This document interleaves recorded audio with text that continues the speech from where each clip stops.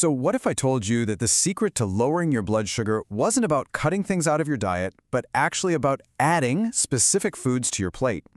Well, today we're going to dive into 10 incredibly powerful foods, all backed by solid science, that can help you do exactly that. We're going to see how you can use them to kind of tweak your own biochemistry and really take back control of your health. You know, when you think about managing your blood sugar, what's the first thing that pops into your head? For most of us, it's all about restriction, right? Cutting carbs, avoiding sugar, just focusing on everything you can't have. But what if that's not the whole picture? What if the most effective strategy is actually the complete opposite of that? And this right here gets to the absolute core of what we're talking about. The fastest way to see a real, meaningful change in your numbers isn't about depriving yourself. No, it's about strategically adding the right foods into your diet. And that's a huge shift in mindset, from one of restriction to one of real empowerment. Okay, let's get into our first group of foods. We're calling them nature's insulin sensitizers. Now, I want you to think of these as little coaches for your cells. They contain these amazing compounds that work on a really deep biochemical level to basically retrain your body on how to use insulin and sugar the way it's supposed to. All right, first up on our list is a super common spice with some pretty uncommon power. Cinnamon. It's got this active compound called cinnamaldehyde, and it acts as a natural insulin sensitizer. It's almost like a tune-up for your cells. Okay, this is where it gets really cool. Cinnamon doesn't just do one thing. It attacks the problem from 3 different angles. First, it helps polish up your insulin receptors. Think of them as the locks on your cells, so the insulin key can fit in better. Second, it actually slows down how fast your stomach empties, which prevents that sudden rush of sugar into your bloodstream.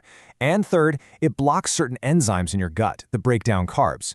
It's just this incredibly comprehensive approach, all from a single spice. But, and this is super important, you've got to use it safely. Stick to about half a teaspoon a day. And here's the key. Try to get Ceylon cinnamon. The really common cassia type you see everywhere has higher levels of a compound called coumarin, which, in large amounts, can be pretty tough on your liver. I mean, just look at this comparison. It's incredible. We all know mature broccoli is good for you, right? But its baby version, these little broccoli sprouts, they are an absolute nutritional powerhouse. We're talking up to 100 times more of the building blocks for a key compound called sulforaphane.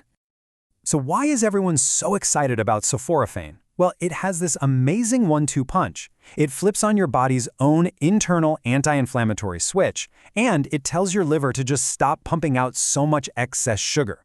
Now get this, that second action is the exact same mechanism used by metformin, one of the most common diabetes drugs on the planet.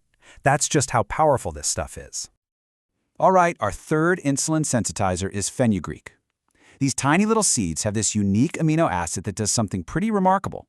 It tells your pancreas to release insulin, but, and this is the genius part, only when your blood sugar is actually high. So it's this targeted, intelligent response. It's not just a blunt instrument. Okay, a really important heads up here. Because fenugreek is so powerful, there are some critical warnings. Its effectiveness means that if you're already on diabetes medication, combining the two could actually cause your blood sugar to drop to unsafe levels. So you absolutely have to talk to your doctor first. It should also be avoided during pregnancy and breastfeeding, and just be aware of potential allergies, especially if you have an allergy to peanuts. Okay, let's switch gears a bit and move on to our next category. Metabolism-boosting staples.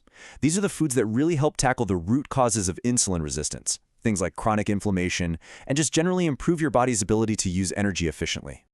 Now, this is one of my favorite examples. You've got grass-fed beef and avocados. Couldn't be more different, right? But they share this amazing biochemical secret. The healthy fats in both, the CLA from the beef and the oleic acid from the avocados, they activate the exact same cellular receptor, something called PPR-gamma. And this receptor basically tells your muscles, hey, open up and take in more sugar from the blood. And again, that's an action that is literally mimicked by another class of diabetes drugs. Think of chronic, low-grade inflammation as a kind of constant background noise inside your body. It's this static that makes it really hard for your cells to hear insulin signal. Well, that's where omega-3s come in. Foods like fatty fish, walnuts, and chia seeds are just loaded with these anti-inflammatory fats. They help turn down that static, that background noise, which lets your cells hear insulin's message loud and clear. Now let's break down 3 more powerhouses, and each one works in a totally unique way. Okay, so first, chia seeds. When these hit liquid, they form this thick gel in your gut. This acts like a physical speed bump that slows down how quickly sugar gets into your bloodstream. Then you've got chickpeas. They're packed with something called resistant starch, which you don't actually digest. Instead, it travels all the way down to your colon and becomes food for your good gut bacteria. A happy gut microbiome means less inflammation throughout your whole body. And finally, eggs. They give you choline, which helps clear fat out of your liver, a key organ for blood sugar, and leucine, an amino acid that's crucial for building muscle, which is your body's main storage tank for glucose. So we've covered some absolutely incredible foods. But here's the thing. All this knowledge is only half the battle.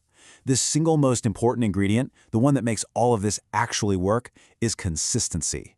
It's all about turning this information into a sustainable daily habit. And this quote just says it all, doesn't it? You can't just have a handful of chickpeas once in a blue moon and expect a miracle.